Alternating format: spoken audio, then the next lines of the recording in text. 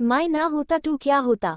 हनुमान जी जिस समय भगवान राम से आशीर्वाद लेकर सीता माँ की खोज करते हुए अशोक वाटिका में पहुंचते हैं तो वो देखते हैं कि गुस्से से भरा रावण तलवार लेकर सीता मैया को मारने के लिए दौड़ रहा है। रावण को देखकर हनुमान जी सोचने लगते हैं कि मैं एकदम सही समय पर पहुंचा हूँ।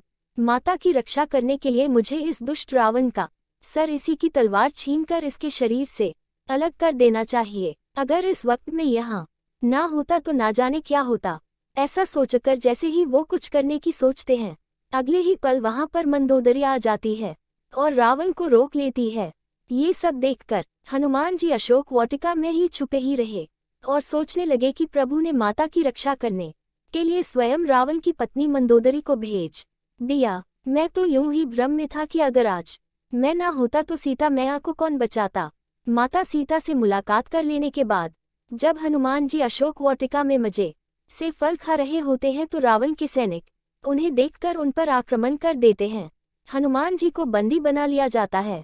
हनुमान जी के आने की खबर सुनकर त्रिजटा कहती है कि लंका में एक बंदर घुस आया है, वो इस सोने की लंका को जला देगा। मैंने ये सब अपने सपने में देखा है। ये सुनकर हनुमान जी सोचने लगते हैं कि इस सोने की लंका को तो जल ही जाना चाहिए, इससे रावण का अहंकार भी जल जाएगा। लेकिन प्रभु राम ने तो लंका को जलाने के लिए कहा ही नहीं है। हो सकता है कि ये काम भी मेरे यहाँ होने की वजह से ही हो रहा है। अगर मैं ना होता तो शायद ये सब भी ना होता। हनुमान जी को बंदी बनाकर रावण के पास ले जाया जाता है, जहाँ रावण हनुमान जी को मारने का हुक्म देता है। रावण की बात को सुनकर विभीषण कहते हैं कि दूत को मारना नियमों के विरुद्ध है, ऐसा करना सही नहीं है। इसके बाद रावण कहता है कि एक बंदर को उसकी पूंछ सबसे प्यारी होती है, इसलिए उसकी पूंछ में आग लगा दी जाए।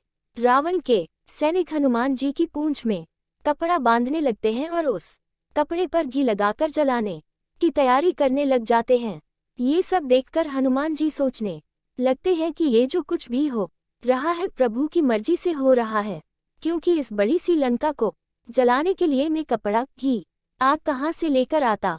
लेकिन फिर भी इस रावण ने इन चीजों का प्रबंध खुद की कर दिया। प्रभु जब खुद रावण से अपना काम करा है तो मुझे ये भ्रम रखने की क्या जरूरत है कि जो हो रहा है सब मेरी वजह से ही हो रहा। प्रभु तो काम करा ही देते हैं। रावण के सैनिक हनुमान जी की पूंछ में आग लगा देते हैं, जिसकी वजह से पूरी लंका में आग लग जाती है और सोने की लंका जलकर बर्बाद हो जाती है। कई बार हमें भी ये गलत फहमी हो जाती है ही मैं ना होता तो क्या होता। जिस तरह माता सीता को बचाने का काम प्रभु ने रावण की पत्नी से करा लिया और लंका जलाने के लिए खुद उसने ही आदेश दिया, तब हनुमान जी भी समझ गए कि प्रभु जिससे जो काम लेना चाहते हैं वह उसी से लेते हैं।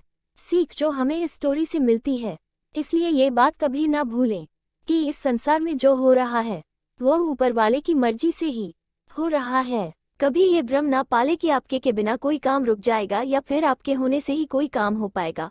अगर आप नहीं भी होंगे तो चीज होंगे और उन्हें करने वाला भी कोई होगा। इस संसार में हर चीज के होने का एक कारण होता है। जब तक आप कुछ कर रहे हैं तो इसका मतलब है कि ऊपर वाला चाहता है कि आप ही उस काम को करें।